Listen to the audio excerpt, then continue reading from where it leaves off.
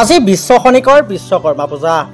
ৰাজ্যৰ বিভিন্ন প্ৰান্তত আজি বিশ্বকৰ্মা পূজাৰ আয়োজন চলিছে অতি ধুমধামেৰে। আজি প্ৰতিটো বাসগৃহতে আয়োজন কৰা হৈছে বিশ্ব খনিকৰ বিশ্বকৰ্মা পূজা। আৰু কোনোৱে যদি সৰুকৈ আয়োজন কৰিছে, আকৌ কোনোৱে ডাঙৰকৈ আয়োজন কৰিছে এই পূজা।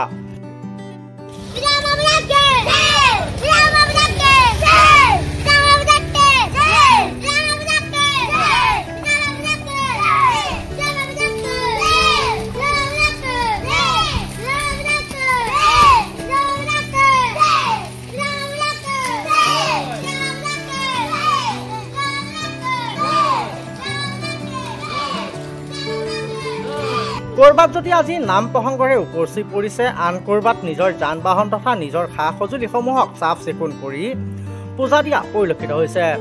তাৰ মাজতে এটা দৃশ্যই আকৰ্ষিত কৰিব আপোনাক। মৰিগাঁও জিলাৰ সীমামূৰীয়া এটা বৃহত্তৰ অঞ্চল চৰাইবাহীত দেখা গ'ল এক ব্যতিক্ৰমী ৰূপত এজন লোকক। লোকজনৰ ঘৰ চৰাইবাহীত, নাম নীলকণ্ঠ নাথ। প্ৰতি বছৰে এনেদৰে পালন কৰি আহিছে বিশ্বকৰ্মা পূজা। কাৰণ লোকজনৰ একমাত্ৰ উপাৰ্জনৰ পথ হৈছে এখন ঠেলা। এই ঠেলা গাড়ীখনৰ ওপৰতে নিৰ্ভৰ কৰি জীৱন নিৰ্বাহ কৰি আহিছে এই পৰিয়ালটোৱে। সেয়েহে প্ৰতি বছৰে লোকজনে এনেদৰে নিজৰ ঠেলা গাড়ীখন গছপাতৰ ফুলে আটক ধুনীয়াকৈ সজাই কণ কণ শিশুসকলক ঠেলা গাড়ীত উঠাই এনেকৈ নিজৰ অঞ্চলটোত এপাক ঘূৰাই। কওকচোন, কি ক'ব? বিশ্বকৰ্মা পূজা আপুনি ব্যতিক্ৰমীৰ ওপৰত এখন ঠেলা লৈ আপুনি হেৰি কৰি আছে। মই নিয়ম কৰি থাকোঁ, ঠেলা চাওঁ ডেইলি, আৰু প্ৰতি বছৰে মই নিয়ম কৰি থাকোঁ। আপুনি প্ৰতি বছৰে এনেকৈ কৰি থাকোঁ। আপুনি বিশ্বকৰ্মাৰ নামত ঠেলাখনৰ পৰা আপুনি কম কৰি খাই আছে নেকি?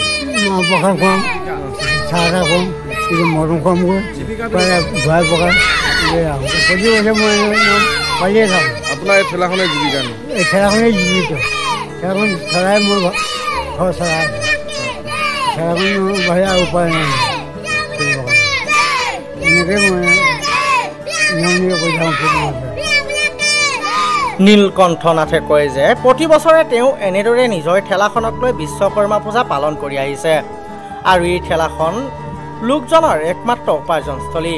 প্ৰতি বছৰৰ দৰে এই বছৰো লোকজনে নিজৰ ঠেলাখনক সুন্দৰভাৱে সজাই পৰাই লৈ কণ কণ শিশুসকলক ফুৰাবলৈ লৈ আনে আৰু শিশুসকলক চকলেট কিনি দিয়ে নীলকণ্ঠ নাথে। মৰিগাঁৱৰ পৰা চন্দন হিৰাৰ ৰিপৰ্ট, লোকেল 18।